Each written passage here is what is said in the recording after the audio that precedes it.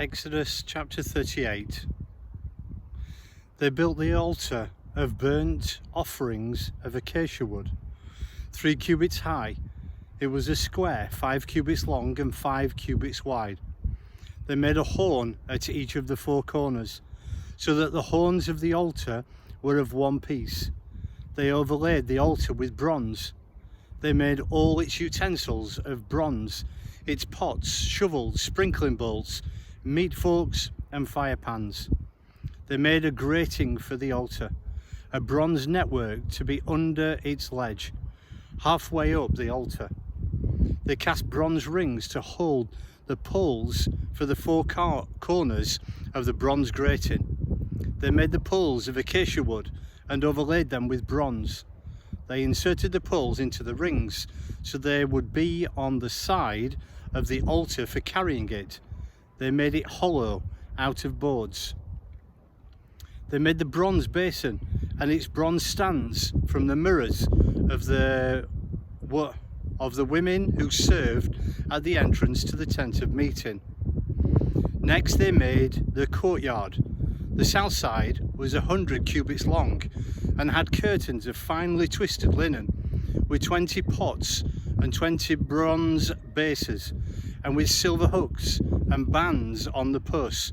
The north side was also 100 cubits long and had 20 posts and 20 bronze bases with silver hooks and bands on the posts. The west end was 50 cubits wide and had curtains with 10 posts and 10 basins with silver hooks and bands on the posts. The east end toward the sunrise was also 50 cubits wide. Curtains 50 cubits long were on one side of the entrance with 3 posts and 3 basins, and curtains 15 cubits long were on the other side of the entrance to the courtyard with 3 posts and 3 bases. All the curtains around the courtyard were of finely twisted linen.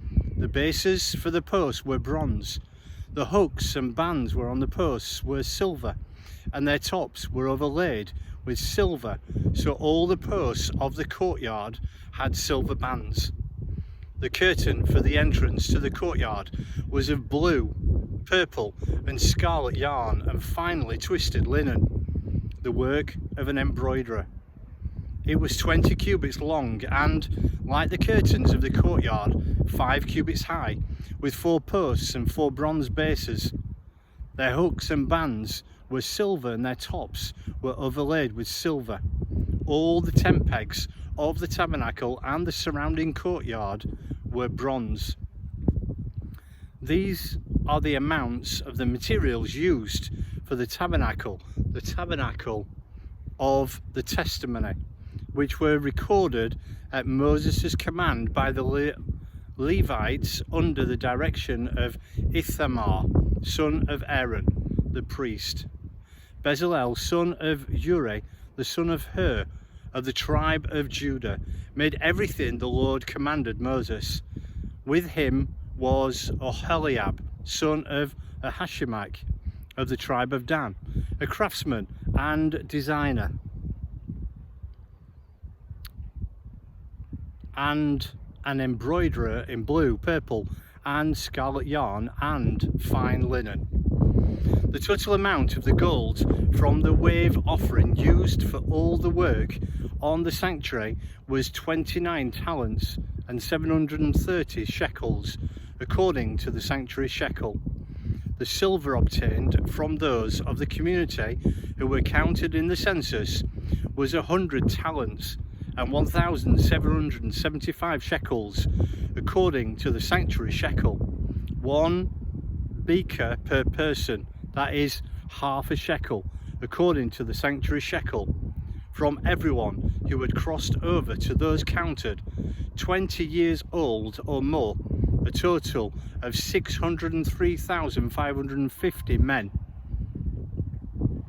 The 100 talents of silver were used to cast the bases for the sanctuary for the curtain, 100 bases for the 100 talents, 1 talent for each base. They used the 1,775 shekels to make the hooks for the posts, to overlay the tops of the posts, and to make their bands. The bronze from the wave offering was 70 talents and 2,400 shekels.